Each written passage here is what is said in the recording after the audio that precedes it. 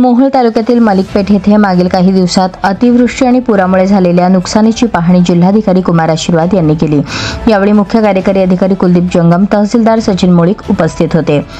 जिल्हाधिकाऱ्यांनी पूरग्रस्त भागातील प्रत्यक्ष भेटीदरम्यान ज्या घरांमध्ये पाणी शिरले आहे, ज्यांचे नुकसान झाले आहे, अशा घरांना 2 दिवसात प्रत्येकी 10,000 रुपये थेट बँक खात्यात जमा करण्याचे निर्देश तहसीलदारांना दिले।